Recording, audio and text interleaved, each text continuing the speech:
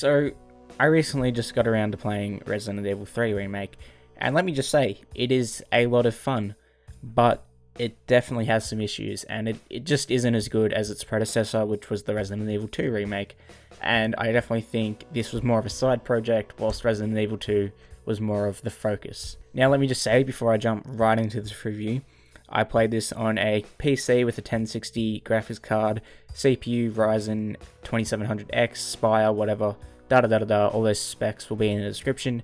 But let me just say, the game ran really well on PC, something you don't see a lot of these days, and I was really happy to see a game be so well optimized for the PC, or at least I did get a really well optimized game. On top of that, it also looked really beautiful, and I only had to play around with the graphics a little bit to get them to look just right. Resident Evil 3 is a beautiful game. It shows off just how beautiful the new Resident Evil engine is. However, this time around it took on a kind of new tone and pace, unlike the last remake, Resident Evil 2, and it really just did not go down well this time. For the most part of Resident Evil 3, we take control of Jill Valentine, and certain areas of the game we also play as the other protagonist, Carlos. The game is set mostly within Raccoon City, and the rest of it takes place in the areas surrounding the city, or places within the city. The story is nothing special. I mean, at the start you're tasked with helping save the surviving civilians from what's going on, and pretty much just kill the Nemesis himself. I don't want to go too deep into it and try and avoid spoilers for the story, especially if you haven't played the original Resident Evil 3. And if this is your first Resident Evil game, or you haven't played one in a very long time, I definitely recommend touching up on the lore and background information. It isn't completely necessary, but it's definitely going to help, and it will avoid a lot of confusion when playing the game. But like I said, this game is just non-stop action for the most part, with weapons and ammo being thrown at the player constantly, and it's overwhelming how much they actually throw at you in this game, especially for a quote-unquote survival horror. And it really just decided to opt for the more action horror oriented kind of game. And don't get me wrong, this is fun for about the first third of the game, and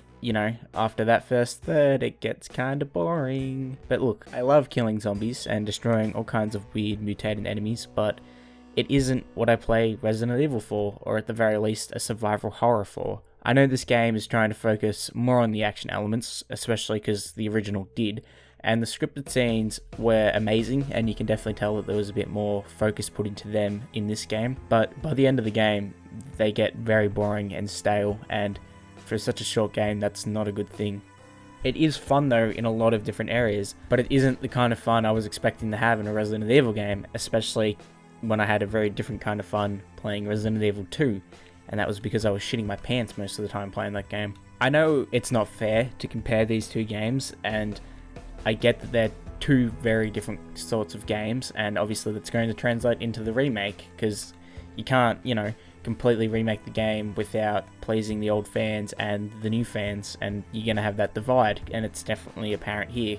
But nevertheless, these games were released a year apart. People who played Resident Evil 2 were probably expecting a very similar experience this time around. I was as well, and it just isn't that same experience. And another massive thing that was promised was the Nemesis, and he's essentially just meant to be a scarier, bigger version of Mr. X who has guns and more powers.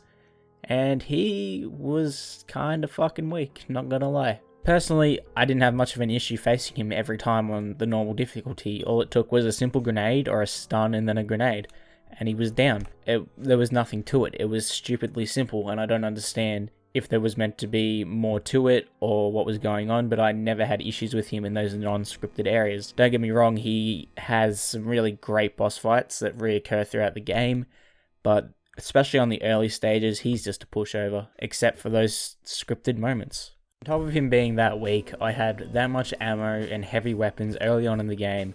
No enemies ever really felt like an issue, and in Resident Evil 2, if I found a horde of enemies, I was definitely not fighting them. In this game, I just shot at them, like it didn't bother me. I was not fazed by facing a big horde of enemies or different kinds of mutated enemies. All it took was a simple shotgun, because I nearly always had full ammo on my shotgun. I always had at least 30 bullets in my pistol after the starting area. I constantly had grenades. It was kind of silly how much ammo I always had, and it just made every enemy seem ridiculously easy, which was something I really didn't want in this game. I wanted to be shitting my pants again. I wanted that experience of uneasiness. I wanted that experience of, holy fuck, I'm going to run out of ammo and heals. I don't know how I'm going to beat this game. And I think a lot of people are going to have to replay this game on a harder difficulty to get that experience that they want. Probably not that specific experience, but they probably want a very similar experience of feeling like a need to survive and needing to fight every enemy because you just can in this game, and it's stupid. So why don't you just kill every enemy you come across and save yourself the time later? Another thing that isn't very apparent in this game are the puzzles and collectibles. And on top of that, a lot of these puzzles and collectibles are really easy, and I never really felt challenged or lost when collecting items and completing puzzles. And these puzzles as well were done very slowly, even though they were easily, because they required a lot of backtracking. And I get that backtracking is kind of a big thing of these games, but this was another issue I had with Resident Evil 2, is that because you just move so slow, it gets really boring, and it's really tedious and annoying. And in this game, it's even worse because there's no enemies to have to avoid or kill. And yeah, because you've killed them all already with all the ammo you have. So backtracking in this game is just kind of a chore. And don't get me wrong, it was kind of a chore in Resident Evil 2, but it was more fun in Resident Evil 2 because I had to avoid Mr. X and just a bunch of other enemies that I didn't kill because I didn't have the ammo or the heals to face them. And trust me, all this backtracking kind of feels like it was used to make this game go for longer than it did, because I know people have beaten this game in under 3 hours because they didn't do really any backtracking, and they were able to beat it really quickly on a normal difficulty. And I think the backtracking kind of just extends this game out to 5 to 8 hours, and I beat this game in about 6 hours. And yeah, it's very silly how just fast this game goes and how short it is. And I get it's a Resident Evil game, you're timed when you play the game, that's cool, but it's just done poorly. And I know they've cut things and they've rearranged things, and I don't know if that's made the game shorter or what's happened, or if just because Resident Evil 3 is a short game, but it just wasn't long enough for a AAA $60 game, and I really think that's kind of sad. I get that they added a free multiplayer part, but I'm not going to play that because no one I know wants to play it, and I'm sure there are people out there that are going to play it and probably have a lot of fun playing it, but I don't really care for it, to be honest. And I think something else needs to be added to this game to really make it worth that $60, because at the very least it's probably about a $30 game. But look, I really got to give it to the game for the graphics. They are once again amazing. Capcom did a great job on them. The game is really beautiful in terms of lighting and character models, which again all look as great as they did in Resident Evil 2. Along with this, the UI is still really good. It's pretty much the same as Resident Evil 2, and it works really well. It's very user friendly. It is a little weird to get used to at first, especially after not playing a Resident Evil game for a while, but once you get used to it, it works out really well. And this really good AI allows for the player to just navigate the world really easily, and, you know, kind of speeds up that really slow backtracking. It's very apparent a lot of effort was put into this remake, but with areas being cut or changed, the game is just too short.